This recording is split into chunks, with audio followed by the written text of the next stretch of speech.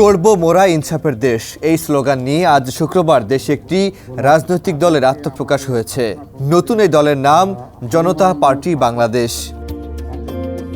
নবগঠিত এই দলের চেয়ারম্যান হিসেবে আছেন চিত্রনায়ক ইলিয়াস কাঞ্চন আর মহাসচিব শওকত মাহমুদ।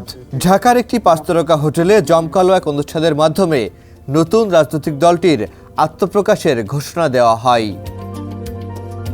নতুন দলের আত্মপ্রকাশের পর ইলিয়াস কাঞ্চন বলেন, ৩২ বছর নিরাপদ সড়ক চাই আন্দোলন করেছি। যে কটি সরকারকে পেয়েছি তাদের কারো সহযোগিতা পাইনি। সরকারের সহযোগিতা ও রাজনৈতিক সদিচ্ছা ছাড়া এটি বাস্তবায়ন সম্ভব নয়। ৩২ বছর যে সময় আমি পেয়েছি তা ব্যর্থ হয়েছে।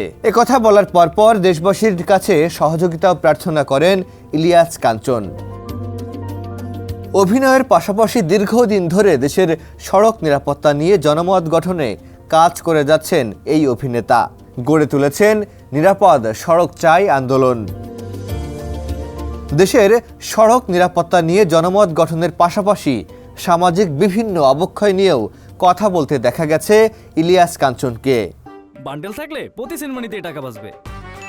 বিকাশ সেনমানি বান্ডেল কিনে জিতুন প্রতি লেনদেনে। কদিন আগে ধর্ষণের বিরুদ্ধে প্রতিবাদ করতে নেমেছিলেন রাস্তায়।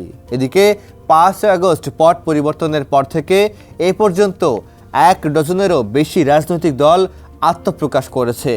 এবার সেই তালিকায় যুক্ত হলেন ইলিয়াস কাঞ্চন। মামুন সোহাগ, সমকাল, ঢাকা।